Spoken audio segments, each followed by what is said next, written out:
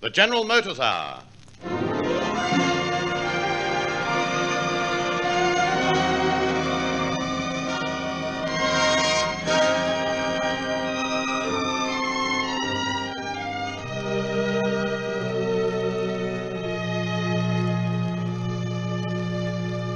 General Motors Holden's, through the Macquarie Network and cooperating stations in all states, present from Melbourne Miss Margaret Rutherford in The Importance of Being Earnest. And here to introduce our play is John Dease.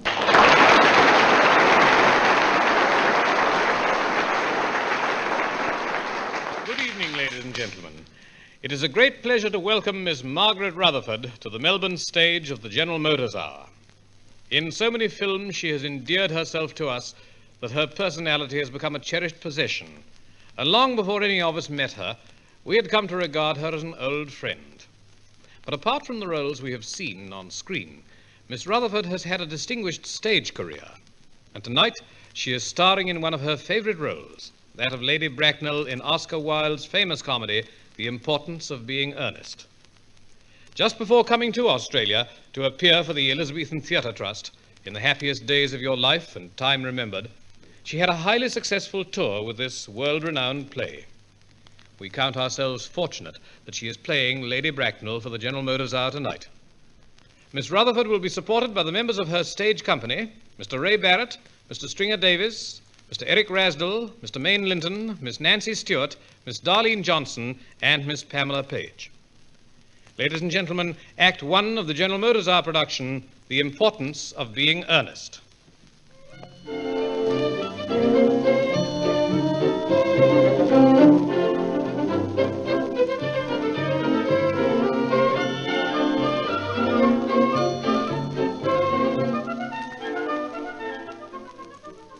My dear Algy, how are you? How are you, my dear Ernest?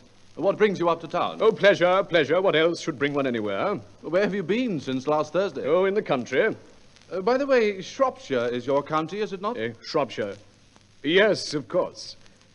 Hello, why all these cups? Why cucumber sandwiches? Why such reckless extravagance in one so young? Who is coming to tea? Oh, merely Aunt Augusta and Gwendolen. How perfectly delightful. I'm afraid Aunt Augusta will not quite approve of you being here. May I ask why? My dear fellow, the way you flirt with Gwendolen is perfectly disgraceful. It is almost as bad as the way Gwendolen flirts with you. I am in love with Gwendolen. I have come up to town expressly to propose to her. I thought you had come up for pleasure.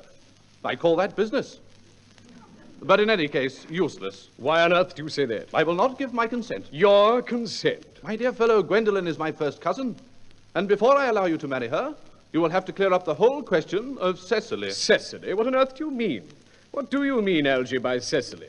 I do not know anyone of the name of Cecily. This is your cigarette case, is it not? Where on earth did you get that? You left it here on your last visit. I wish I had known. I was almost offering a reward for it. I wish you would offer one. I happen to be more than usually hard up. There is no good offering a reward when the thing has been found. I think that's rather mean of you, Ernest, I must say. However, it makes no matter. For now that I look at the inscription inside, I find that the thing is not yours after all. It is a present from someone of the name of Cecily. And you said you did not know anyone of that name. Well, if you want to know, Cecily happens to be my aunt. Charming old lady, lives at Tunbridge Wells. Now, just give it back to me, Algy. Ernest, why does she call herself Little Cecily if she's your aunt and lives at Tunbridge Wells? The inscription says clearly, from Little Cecily with her fondest love. My dear fellow, what on earth is there in that? Well, why an aunt, no matter what her size might be, should call her own nephew her uncle, I cannot quite make out. Besides, your name is not Jack at all. It's Ernest. It is not Ernest. It is Jack. You have always told me it was Ernest. I've introduced you to everyone as Ernest. You answer to the name of Ernest. You look as if your name was Ernest. You are the most earnest-looking person I have ever saw. Your name is on your cards. Here is one. Mr. Ernest Worthing, B4, the Albany.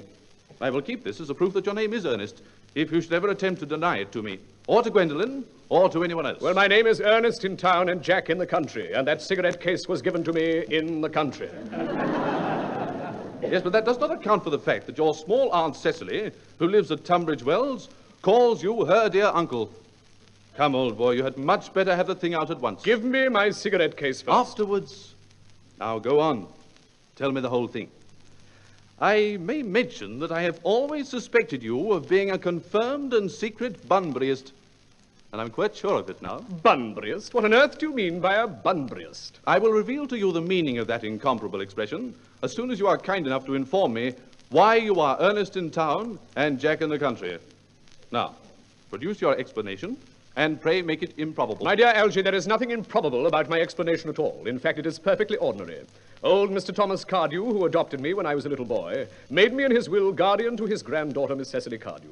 Cecily, who addresses me as her uncle from motives of respect that you could not possibly appreciate, lives at my place in the country under the charge of her admirable governess, Miss Prism. Where is that place in the country, by the way? There's nothing to you, dear boy. You are not going to be invited. But why are you Ernest in town and Jack in the country? My dear Algy, I do not know whether you will be able to understand my real motives. You are hardly serious enough. When one is placed in the position of guardian, one has to adopt a very high moral tone on all subjects. It is one's duty to do so. Duty can be such a bore. And as a high moral tone can hardly be said to conduce very much to either one's health or one's happiness. In order to get up to town, I have always pretended to have a younger brother of the name of Ernest, who lives at the Albany and gets into the most dreadful scrapes. That, my dear Algy, is the whole truth. Pure and simple. The truth is rarely pure and never simple. What you really are is a Bunburyist.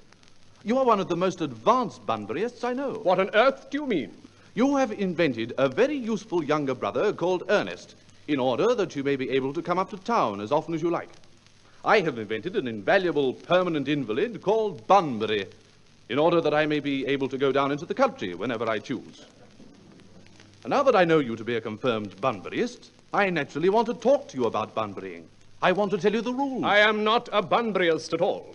If Gwendolen accepts me, I am going to kill my brother Ernest. Indeed, I think I will kill him in any case. Cecily is a little too much interested in him. It's rather a bore. So I'm going to get rid of Ernest. Oh, that seems a pity when Cecily is so interested in him. She should have the opportunity of meeting a flesh and blood Ernest. Good afternoon, dear Algernon. My dear Aunt Augusta. And Miss Fairfax. And Gwendolen. I hope you are behaving very well. I'm feeling very well, Aunt Augusta. That's not quite the same thing. In fact, the two things rarely go together. Good afternoon, Mr. Worthing. How do you do? Lady Bracknell, a pleasure to see you again. Gwendolen, dear me, you are smart. I am always smart, Algy. Am I not, Mr. Worthing? You are quite perfect, Miss Fairfax. Oh, I hope I am not that. It would leave no room for developments. And I intend to develop in many directions. Gwendolen, won't you come and sit beside me? Thanks, Mamma. I'm quite comfortable beside Mr. Worthing. Sandwiches, Aunt Augusta? Thank you. Oh, Algernon, I have quite a treat for you tonight. I'm going to send you down with Mary Farquhar. She's such a nice woman. So attentive to her husband. Aunt, dear Aunt, this is a great disappointment to me, but the fact is, I have just had a telegram to say that my poor friend Bunbury is very ill again. They seem to think I should be with him. It's very strange. This Mr. Bunbury seems to suffer from curiously bad health. Oh, yes. Poor Bunbury is a dreadful invalid. Well, I must say, Algernon, that I think it's high time that Mr. Bunbury made up his mind whether he's going to live or die. This shilly-shallying with the question is absurd. Nor do I in any way approve of a modern sympathy with invalids. I consider it morbid. Illness of any kind is hardly a thing to be encouraged in others. I'm always telling that to your poor uncle, but he never seems to take much notice as far as any improvement in his ailment goes. I should be much obliged if you would ask Mr. Bunbury from me to be kind enough not to have a relapse on Saturday, for I rely on you to arrange my music for me.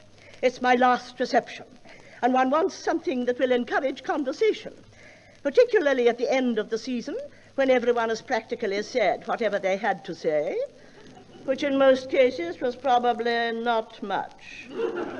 I will speak to Bunbury, Aunt Augusta, if he is still conscious, and I think I can promise you he will be all right by Saturday. Now, if you will come along to the next room with me, we'll run over the music for your program. Thank you, Algernon. I'm sure the program will be delightful. After a few expurgations, eh, my dear aunt? Charming weather, Miss Fairfax. Pray do not talk to me about the weather, Mr. Worthing. Whenever people talk to me about the weather, I always feel quite certain that they mean something else. I do mean something else. I would like to take advantage of Lady Bracknell's temporary absence. I would certainly advise you to do so. Thank you. Miss Fairfax, ever since I met you, I've admired you more than any girl I have ever met since I met you. I am well aware of the fact, and I often wish that in public, at any rate, you had been more demonstrative. For me, you have always had an irresistible fascination. We live, as I hope you know, Mr. Worthing, in an age of ideals.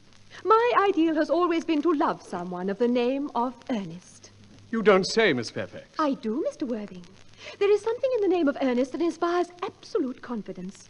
The moment Algernon mentioned to me that he had a friend called Ernest, I knew I was destined to love you. You really love me, Gwendolen. Passionately. But you do not really mean to say that you could not love me if my name was not Ernest. But your name is Ernest. Yes, I know it is. But supposing it was something else, do you mean to say you could not love me then?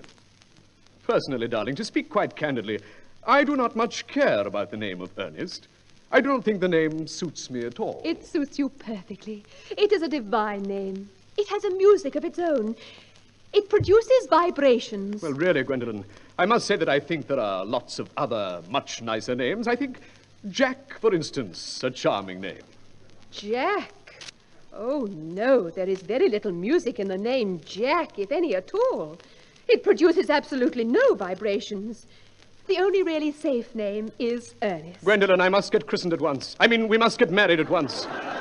There is no time to be lost. Married, Mr. Worthing? Well, surely. You know that I love you, and you led me to believe that you are not indifferent to me. I adore you, but you have not proposed to me yet. And to spare you any possible disappointment, Mr. Worthing, I think it only fair to tell you quite frankly beforehand that I am fully determined to accept you. Gwendolen. Yes, Mr. Worthing? What have you got to say to me? Gwendolen, from my knees, will you marry me? Of course I will, darling. Mr. Worthing. Lady Bracknell.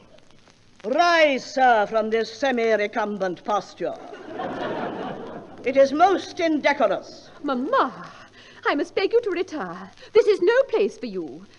Besides, Mr. Worthing has not quite finished yet. Finished? What, may I ask? I am engaged to Mr. Worthing, Mamma. Pardon me, you are not engaged to anyone. An engagement should come on a young girl as a surprise, pleasant or unpleasant as the case may be. It is hardly a matter that she could be allowed to arrange for herself. And now, Mr. Worthing, I have a few questions to put to you. While I am making these inquiries, you, Gwendolen, will wait for me below in the carriage. But, Mamma... In the carriage, Gwendolen. Yes, Mamma. Goodbye, Mr. Worthing. Goodbye, Miss Fairfax. Now, my notebook and pencil, and we shall start. Mr. Worthing, I feel bound to tell you that you are not down on my list of eligible young men. Although I have the same list as the dear Duchess of Bolton has. We work together, in fact. However, I'm quite ready to enter your name, should your answers be what a really affectionate mother requires. Do you smoke? Yes, I must admit I do. How old are you? 29. A very good age to be married. I have always been of the opinion that a man who desires to get married should know either everything or nothing. Which do you know? I know nothing, Lady Bracknell. I am pleased to hear it. I do not approve of anything that tampers with natural ignorance. Ignorance is like a delicate, exotic flower. Touch it, and the bloom is gone. What is your income? Between 7,000 and 8,000 a year. In land or in investments? Investments chiefly. That is satisfactory. Property? I have a country house. A country house. How many bedrooms? Oh, well, that point can be cleared up afterwards. You have a townhouse, I hope? I own a house in Belgrave Square, but it is let by the year to Lady Bloxham. Lady Bloxham? I don't know her. What number in Belgrave Square? 149. The unfashionable side. I thought there was something. However, that can easily be altered. Do you mean the fashion or the side? Both, if necessary, I presume. Are your parents living? I have lost both my parents. To lose one parent, Mr. Worthing, may be regarded as a misfortune. To lose both looks like carelessness. Who was your father? I'm afraid I really do not know. You You do not know? The fact is, Lady Bracknell, I said I had lost my parents. It would be nearer the truth to say that my parents seem to have lost me. I do not actually know who I am by birth. I was found. Found? Yes. The late Mr. Thomas Cardew, an old gentleman of very charitable and kindly disposition, found me and gave me the name of Worthing because he happened to have a first-class ticket for Worthing in his pocket at the time. Where did the charitable gentleman who had a first-class ticket in his pocket find you? In a handbag. A handbag? Yes, Lady Bracknell, I was in a handbag. A somewhat large black leather handbag with handles to it. An ordinary handbag, in fact. In what locality did Mr. Cardew come across this ordinary handbag? In a cloakroom at Victoria Station. It was given to him in mistake for his own. The cloakroom at Victoria Station? The Brighton line. The line is immaterial. Mr. Worthing, I confess I feel somewhat bewildered by what you have just told me.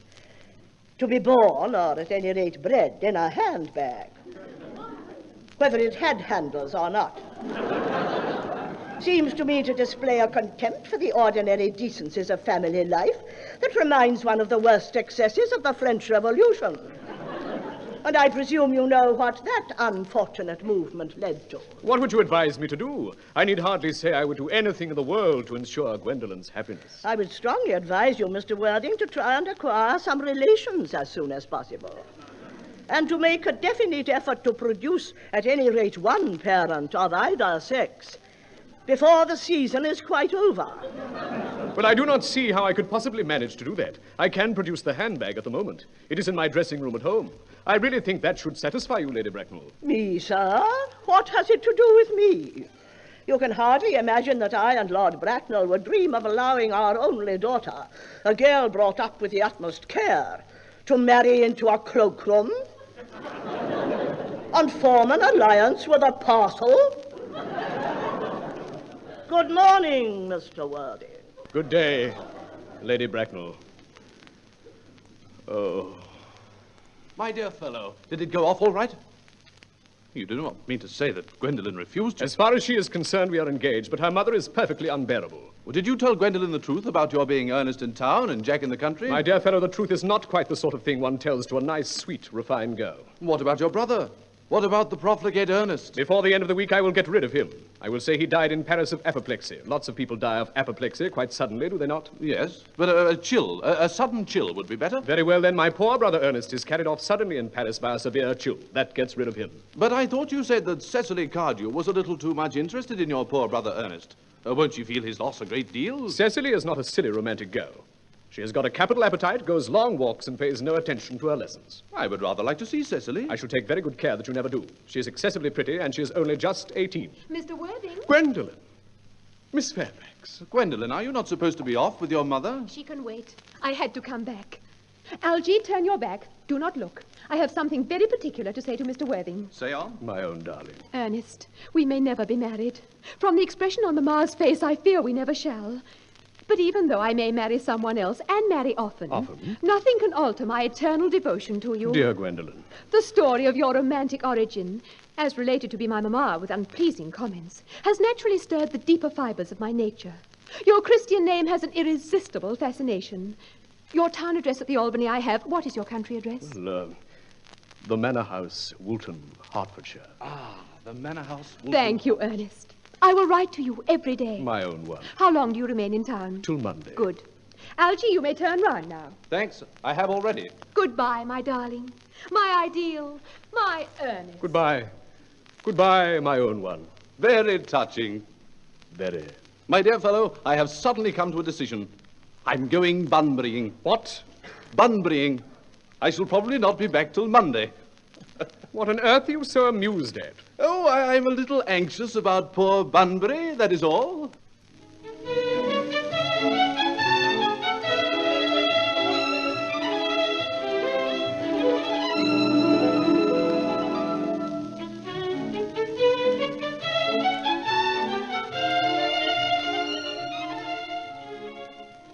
Cecily, I I do wish you'd be attentive.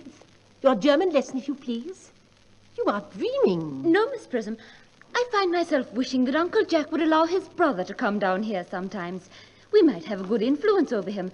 I am sure you would, Miss Prism. I do not think that even I could produce an effect on a character that, according to his own brother's admissions, is irretrievably weak.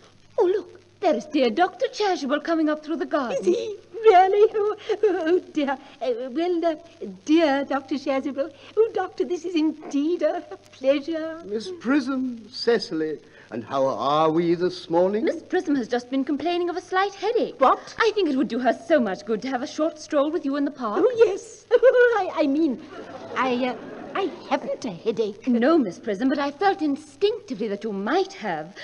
Indeed, I was thinking about that and not about my German lesson when the rector came in. I hope, Cecily, that you are not inattentive. Oh, I'm afraid I am. That is strange. Were I fortunate enough to be Miss Prism's pupil, I would hang upon her lips. I spoke metaphorically. My metaphor was drawn from the bees.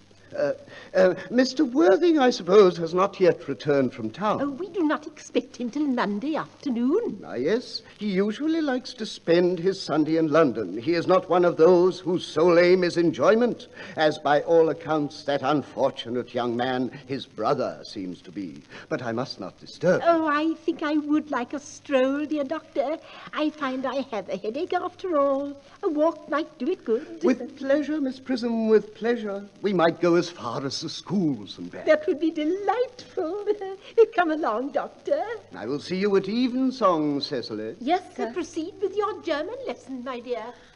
Horrid German. Beg pardon, Miss Cecily. What is it, Merriman? Mr. Ernest Worthing has just driven over from the station. He has brought his luggage with him. Here is his card, miss. Mr. Ernest Worthing, B4 the Albany. Uncle Jack's brother. Did you tell him Mr. Worthing was in town? Yes, miss. He seemed very much disappointed. He said he was anxious to speak to you privately for a moment. Then you will ask Mr. Ernest Worthing to come here. I suppose you'd better talk to the housekeeper about a room for him. Yes, miss. I will see to it at once, miss. I have never met any really wicked person before. I feel rather frightened. I'm so afraid he will look just like everyone else. Be good enough to come this way, sir. Thanks. Mr. Ernest Worthing. Ah, you are my little cousin Cecily, I'm sure. And I see from your card that you are Uncle Jack's brother, my wicked cousin Ernest. Oh, but I am not really wicked at all, cousin Cecily. You must not think that I am. I cannot understand why you are here at all. Uncle Jack will not be back till Monday afternoon. That's a great disappointment. I'm obliged to go back by the first train on Monday morning. I think you had better wait till Uncle Jack arrives. I know he wants to speak to you about your emigrating. About my what? Your emigrating. He's gone to buy you your outfit. I certainly would not let Jack buy my outfit. He has no taste in neckties at all. I don't think you'll need any. Uncle Jack's sending you to Australia. Australia? I would sooner die. Well, he said at dinner on Wednesday night that you'd have to choose between this world, the next world, and Australia. Oh, well. You know, you are the prettiest girl I ever saw. Miss Prism says that all good looks are a snare. They're a snare every sensible man would like to be caught in. I do not think I would care to catch a sensible man. I should not know what to talk to him about. Oh, Mr. Worthing, I can see Miss Prism coming back. You are too much alone, dear Dr. Chasuble. You should get married. You do not seem to realize, dear Doctor, that by persistently remaining single, a man converts himself into a permanent public temptation. Men should be more careful. This very celibacy leads weaker vessels astray. But is not a man equally attractive when married, Miss Prism? Oh, no married man is ever attractive except to his own wife. And often I have been told, not even to her. Ah, that depends on the intellectual sympathies of the woman. Maturity can always be depended upon. Ripeness can be trusted. Young women are green. I beg your pardon? Oh, I spoke horticulturally. My metaphor was drawn from fruits. Hello, Miss Prism. Doctor. Why, it is Mr. Worthing back. So it is. What a surprise. So it is. We did not expect you till Monday afternoon. Miss Prism, I have returned sooner than expected. My brother is dead. Oh dear. Your brother, Ernest, dead? Quite dead. What a lesson for him. I trust he will profit by it. Mr. Worthing, I offer you my sincere condolences. Poor Ernest. He had many faults, but it is a sad, sad blow. Very sad indeed. Were you with him at the end? No, he died abroad, in Paris. A severe chill. You would no doubt wish me to make some slight allusion to this tragic domestic affliction next Sunday.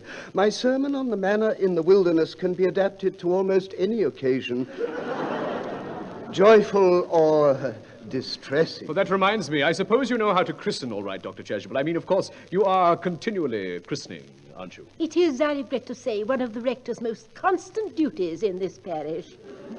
I have often spoken to the poorer classes on the subject, but they do not seem to know what thrift is. Who is the infant to be christened, Mr. Worthing? The fact is, I would like to be christened myself, if you have nothing better to do. But surely, Mr. Worthing, you have been christened already. I do not remember anything about it. Dear. At what hour would you wish the ceremony performed? Would 5:30 do? Admirably. And now, Mr. Worthing, I will not intrude any longer into this house of sorrow. Goodbye, sir. Goodbye, Miss Prism. Goodbye for now, dear Doctor. Goodbye. Your brother's passing seems to be a blessing of a very obvious kind. It does, so far. Uncle Jack. Cecily. I'm so pleased to see you back.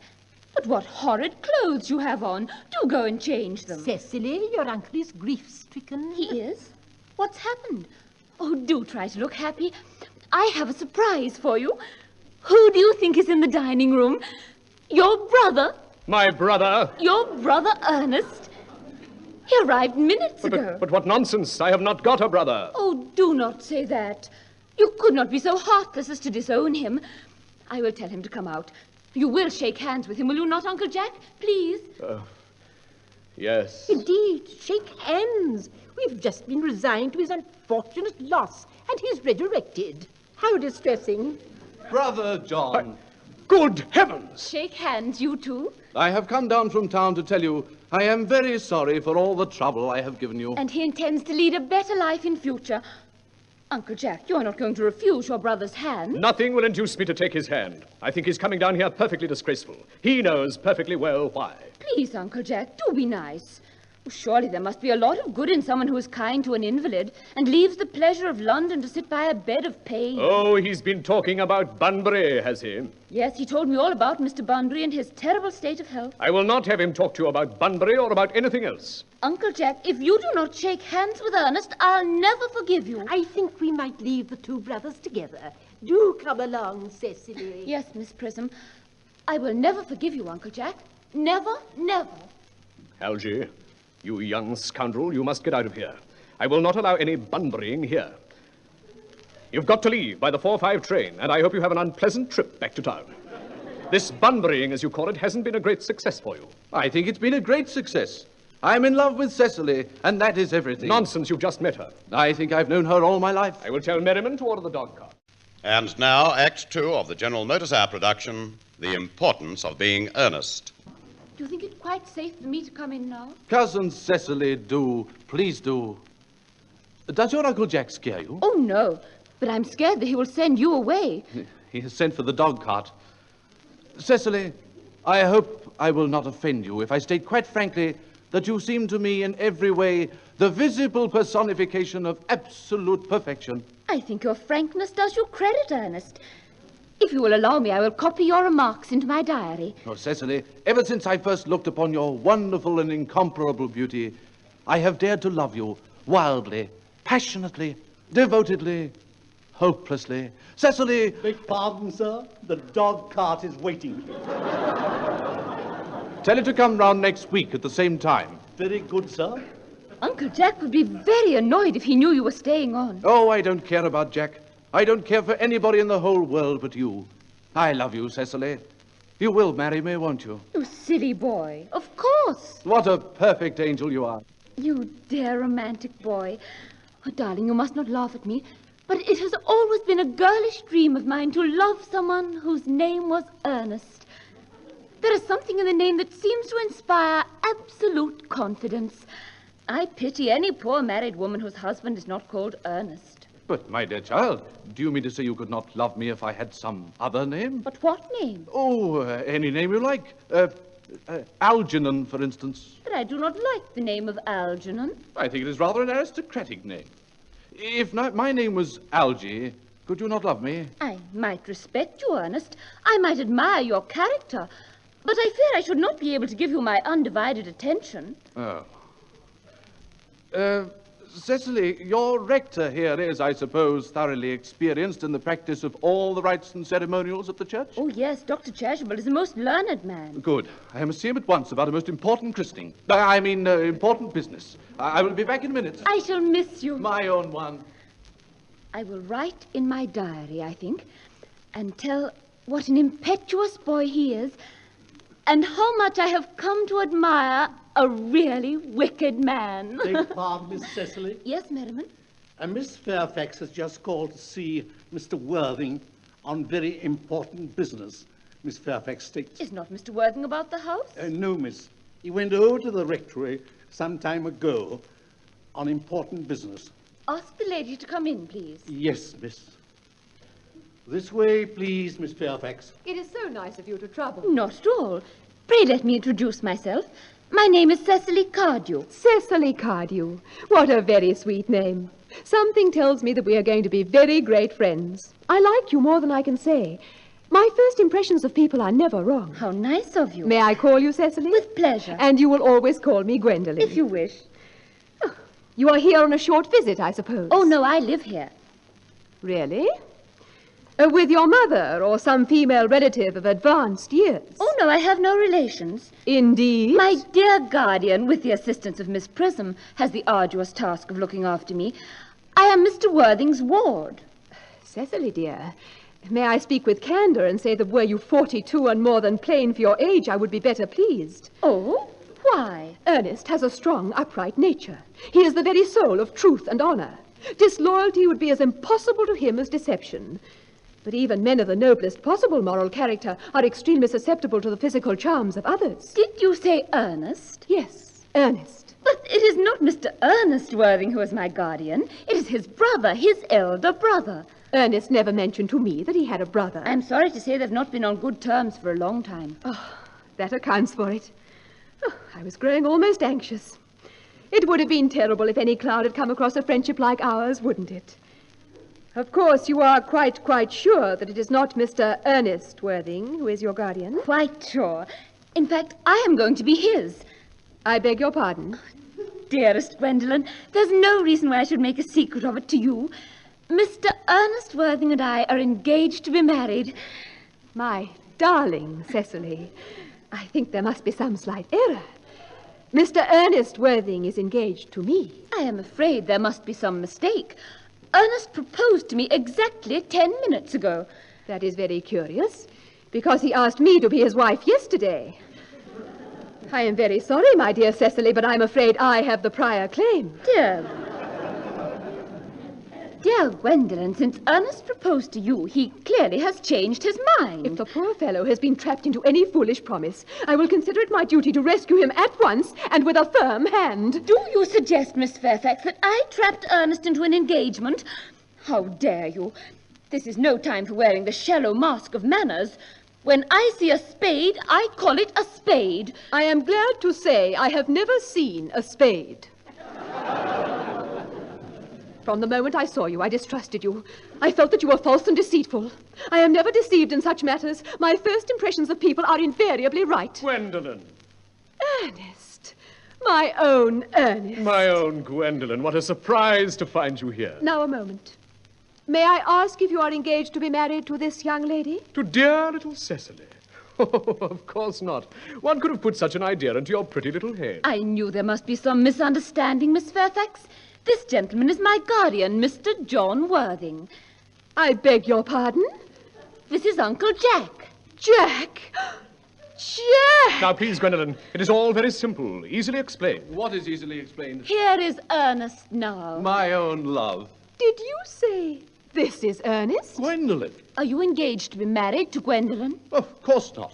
Well, what could have put such an idea into your pretty little head? I felt there was some slight error, Miss Cardew. This gentleman is my cousin, Algernon Moncrief. Algernon? I cannot deny it. Oh, is your name really John? I cannot deny it. A gross deception has been practiced on both of us. My poor wounded Cecily. My sweet wronged Gwendolen. There is just one question I should like to ask my guardian. An admirable idea. Mr. Worthing, there is just one question I would like to ask you. We are both engaged to be married to your brother Ernest. So it is a matter of importance to both of us to know where your brother Ernest is at present. Well, you see, I have no brother, Ernest. I am afraid, Cecily, it is quite clear that neither of us is engaged to be married to anyone. Let us go elsewhere. They will hardly dare to follow us. Men are so cowardly, are they not? Well, this ghastly state of affairs is what you call bunburying, I suppose.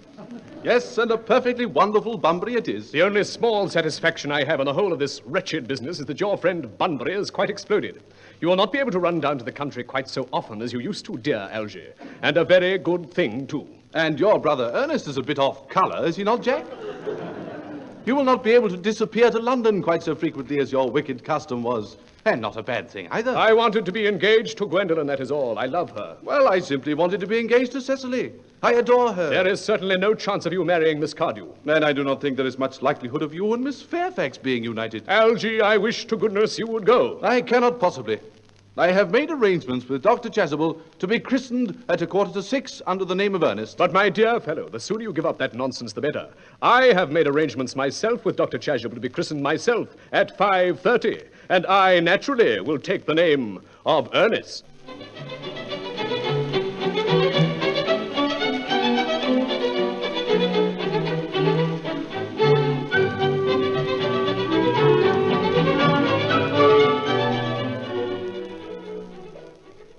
Mr. Worthing, I have something very particular to ask you. Yes, Miss Fairfax. Much depends on your answer. And, Mr. Moncrief, I have a question to ask you. Yes, Miss Cardew. Why did you pretend to be my guardian's brother? In order that I might have an opportunity of meeting you, Miss Cardew. That seems a satisfactory explanation, does it not? Yes, dear, if you can believe him. I do not, but that does not affect the wonderful beauty of his answer. True. Now, Mr. Worthing, what explanation can you offer me for pretending to have a brother? Was it in order that you might have an opportunity of coming up to town to see me as often as possible? Can you doubt it, Miss Fairfax? I have the gravest doubts on the subject, but I intend to crush them. There, Cecily. Do not both their answers appear to be quite satisfactory? Yes, I am more than content with what Mr. Moncrief says. Then you think we should forgive them? Well, your Christian names are still an insuperable barrier. Our Christian names? Is that all? That is all. But we're going to be christened Ernest this afternoon. Oh, Algy, for my sake, are you prepared to do this terrible thing? Yes, my own. And I for you, Gwendolen. Darling Jack. Darling Algy. Beg pardon, sir. What is it, Merriman? Lady Bracknell is here, sir. Good heavens! Mamma! Aunt Augusta. Gwendolen, what does this mean? Merely that I am engaged to be married to Mr. Worthing, Mamma. Stop embracing Mr. Worthing and sit down immediately. Yes, Mamma. Mr. Worthing, apprised, sir, of my daughter's sudden flight by her trusty maid, whose confidence I purchased by means of a small coin. I followed her at once by a luggage train. Of course, you will clearly understand that all communication between yourself and my daughter must cease immediately from this moment. On this point, as indeed on all points, I am firm. I am engaged to be married to Gwendolen, Lady Bracknell. You are nothing of the kind, sir. And now as regards Algernon. Yes, Aunt Augusta. May I ask if it is in this house that your invalid friend, Mr. Bunbury, resides? No, Bunbury does not live here. Bunbury is... he is somewhere else at present. In fact, Bunbury is dead. Dead? His death must have been extremely sudden. I killed Bunbury this afternoon. Poor Bunbury died this afternoon. What did he die of? Bunbury? Oh, he was quite exploded. Exploded? Was he the victim of a revolutionary outrage? No. I mean, he was found out. The doctors found out that Bunbury could not live. That is what I mean. So Bunbury died. He seems to have had great confidence in the opinion of his physicians. I am glad, however, that he made up his mind at the last to some definite course of action and acted under proper medical advice. And now that we have finally got rid of this Mr. Bunbury, may I ask, Mr. Worthing, who is that young person whose hand my nephew Algernon is now holding in what seems to me to be a peculiarly unnecessary manner? That is Miss Cardew, my ward. I am engaged to be married to Cecily, Aunt Augusta. I beg your pardon? Mr. Moncrief and I are engaged to be married, Lady Bracknell. I do not know whether there is anything peculiarly exciting in the air of this particular part of Hertfordshire, but the number of engagements that go on seem to me considerably above the proper average that statistics have laid down for our guidance. I think some preliminary inquiry on my part would not be out of place. Mr. Worthing, is Miss Cardew at all connected with any of the larger railway stations in London? I merely desire information. Until yesterday, I had no idea that there were any families whose origin was a terminus. Miss Cardew is the granddaughter of the late Thomas Cardew of 149 Belgrave Square, SW, Gervais Park, Dorking, Surrey, and the Sporran, Fifeshire. That sounds not unsatisfactory. 3 addresses always inspire confidence, even in tradesmen. But what proof have I of their authenticity? You may inquire of Miss Cardew's family solicitors, Markby, and Markby. I had better ask if Miss Cardew has any little fortune. Oh, about £130,000 in the funds. That's all, Lady Bracknell. Good day. So pleased to have seen you. A moment, Mr. Worthing. £130,000. Miss Cardew seems a most attractive young woman. Now that I look at her. Algernon. Yes, Aunt Augusta. Do you not think there are distinct social possibilities in Miss Cardew's profile? Her profile? Oh, yes.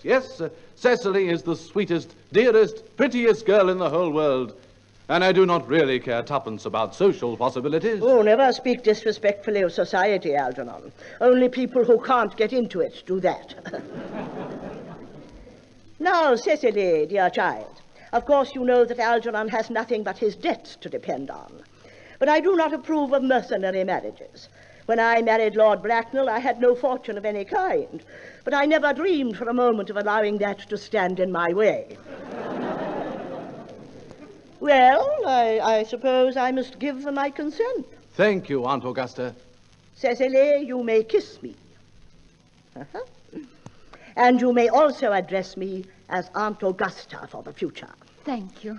The marriage, I think, had better take place quite soon.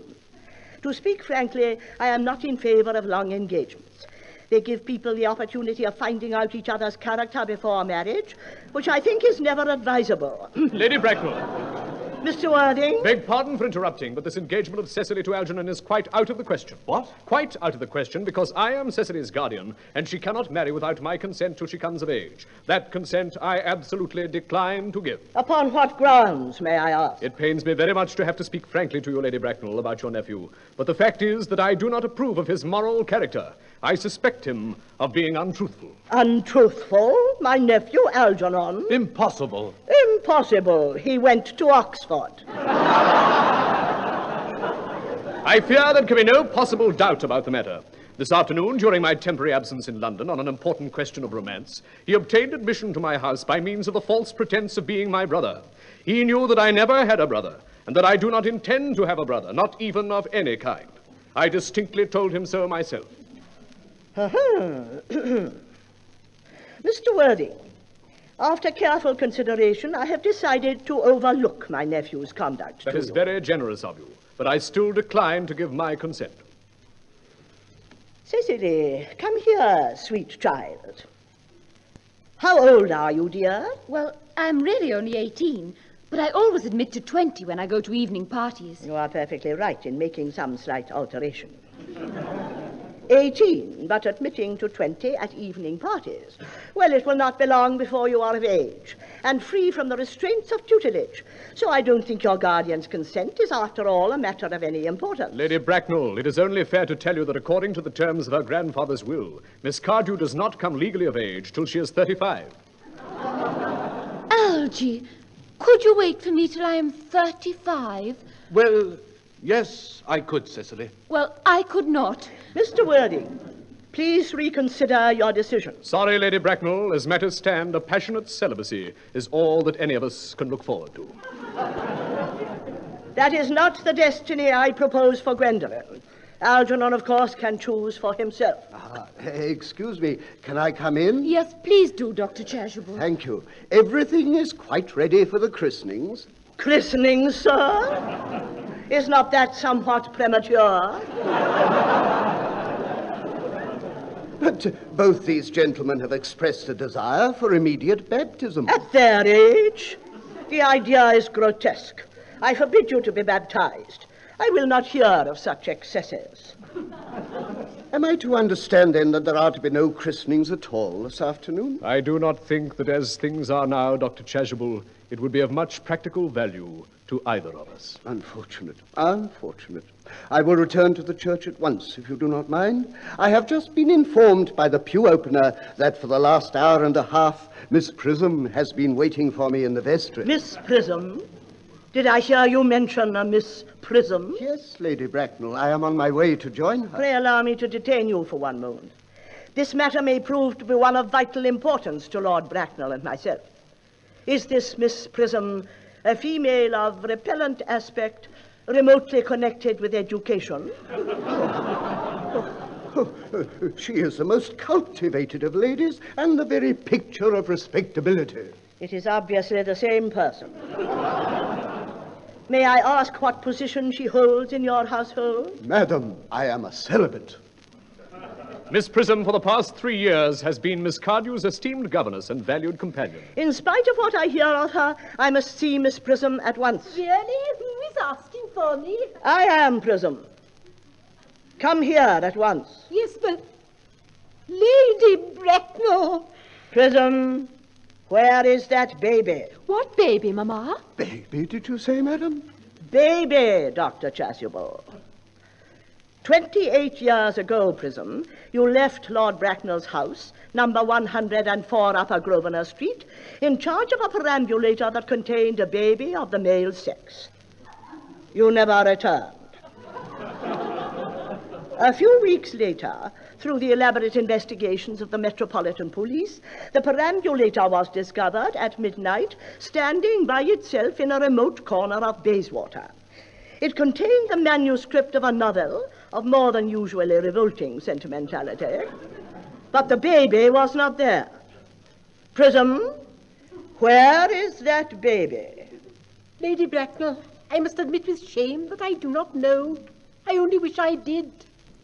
The plain facts of the case are these. On the morning of the day you mention, a day that is forever branded on my memory, I prepared as usual to take the baby out of its perambulator. I had also with me a somewhat old but capacious handbag in which I had intended to place the manuscript of a novel I was writing. In a moment of mental abstraction for which I can never forgive myself, I deposited the manuscript in the bassinet and placed the baby in the handbag. But where did you deposit the handbag? Do not ask me, Mr. Worthing. Miss Prism, this is a matter of no small importance to me. I insist on knowing where you deposited the handbag that contained the infant. I left it in the cloakroom of one of the larger railway stations in London. What railway station? Victoria, the Brighton line. I need something from my room. Please wait here for me, Gwendolen. I will wait all my life for you, darling. Lady Bracknell, what do you think this means? I dare not even suspect, Dr. Chasuble. I need hardly tell you that in families of high position, strange coincidences are not supposed to occur. They are hardly considered the thing. Oh, Mamma, if Mr. Worthing is the baby Miss Prism left at the station... Do not be too hopeful, Gwendolen. But, Mamma, he will have found parents before the season finishes. I say, Miss Prism, take a look at this handbag. Examine it carefully before you speak. The happiness of more than one life depends on your answer. It seems to be mine.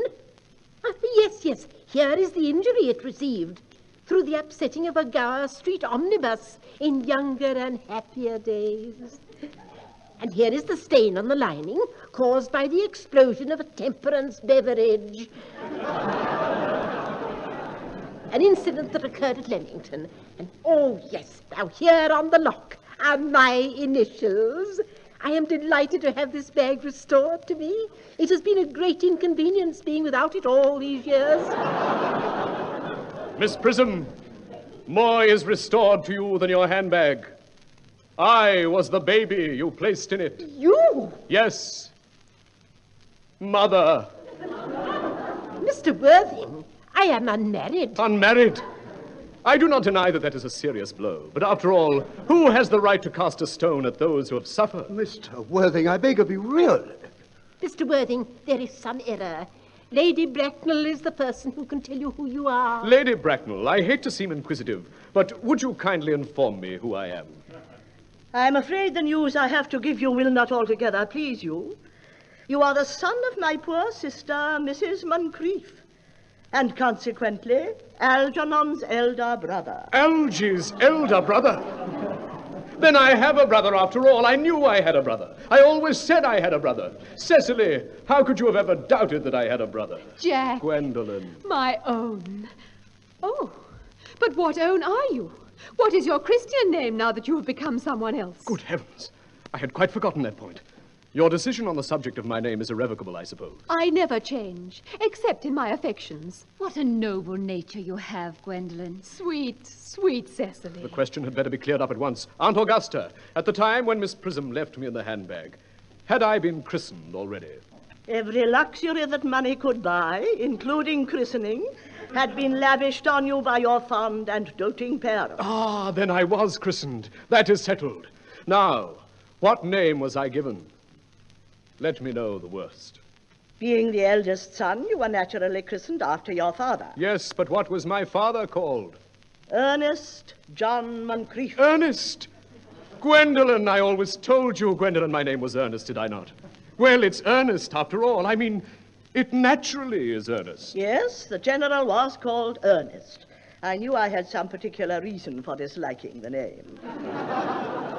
Ernest, my own Ernest. I felt from the first that you could have no other name. Gwendolen, it is a terrible thing for a man to find out suddenly that all his life he's been speaking nothing but the truth. Can you forgive me? I can, because I feel you are sure to change. My own one. Miss Prism, Letitia. Oh, Frederick, at last. Cecily, at last. Gwendolen, at last. My nephew, you seem to be displaying signs of triviality. On the contrary, Aunt Augusta, I have now realized for the first time in my life the vital importance of being earnest.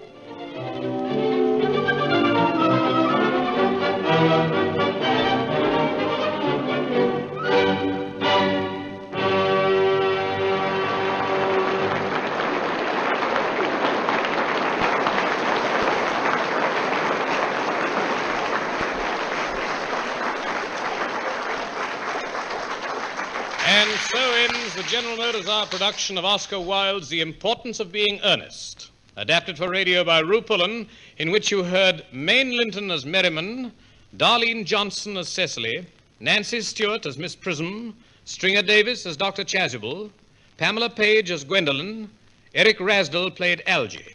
You heard Ray Barrett as Jack Worthing, and as Lady Bracknell we presented distinguished visiting actress Miss Margaret Rutherford.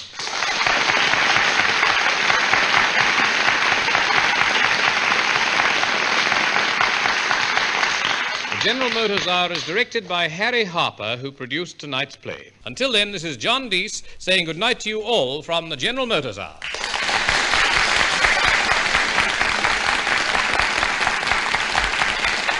This is the General Motors Hour signing off from the Macquarie Network and cooperating stations throughout Australia.